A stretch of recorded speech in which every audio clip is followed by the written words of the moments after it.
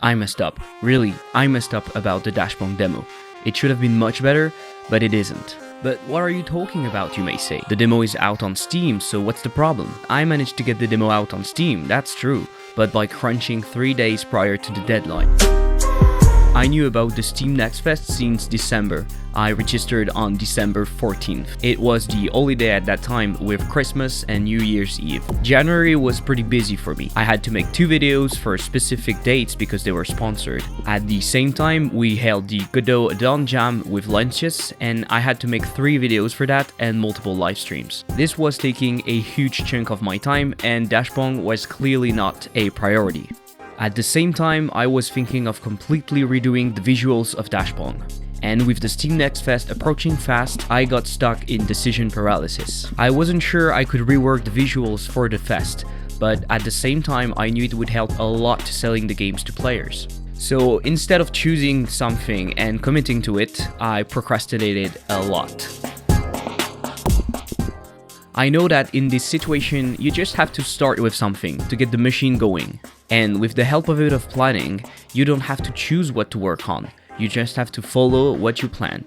Fast forward 3 days before the start of the fest, my demo was not ready. I worked a bit on the settings, but few things remained unfinished or unusable. I crunched hard to have something that was playable and not buggy, but this was very risky. I cut down a lot of stuff that I wanted to include, and you just have to look at my settings or credit scenes to see that. The solo trading mode is here but incomplete, and it feels more like a prototype. With that, I forgot that even if I were able to upload my build on Steam, it would require some time to get the build verified. Even worse than that, the demo page also has to be verified. And to add to all of that, it was the first time that I was building for Steam. I wasn't sure what I needed to do, and I was doing that at 3 AM.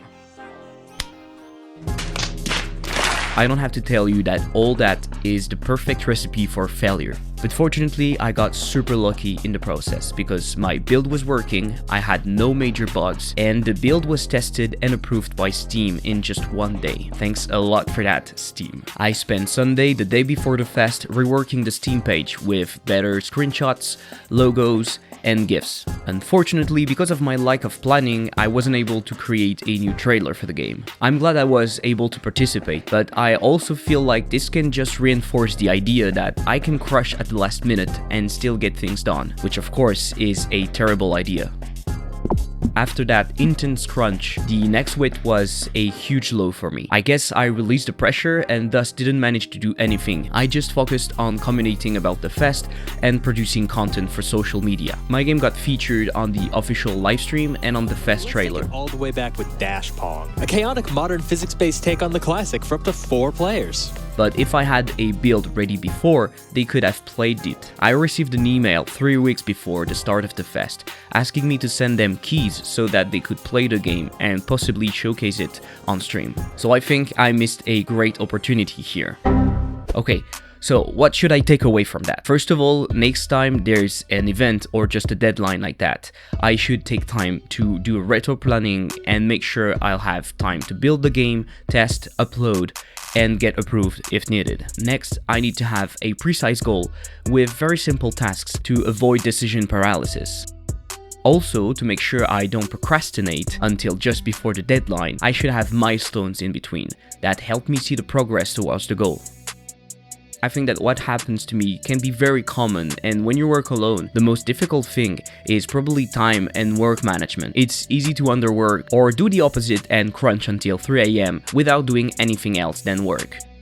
My goal with Dashpong is to have regular work on the game, be able to release it before summer. Also, I try to set up some local playtests regularly to have moments where I need to show progress to others. I think this accountability can help a lot. In the next devlog, I'll talk about a pretty big subject for Dashpong. I teased a bit when I said that I wanted to rework the visuals, but we'll talk about that next time. If you're interested, I can talk a bit about my experience with the Next Fest, what I did, the live streams, the number of wishlists, etc. Tell me in the comments if you want me to talk about it. The Dashpong demo is still up, so if you want to try, please do. Even if you don't have someone to play locally, you can use the remote play together functionality to play with someone over the internet. Check out the link in the description. If you like this video, consider subscribing, and if you like Dashpong or you simply want to help me, consider wishlisting Dashpong on Steam. It's free and it helps a lot. Thanks for watching the video, I'll see you soon, and in the meantime, have a great day. Bye!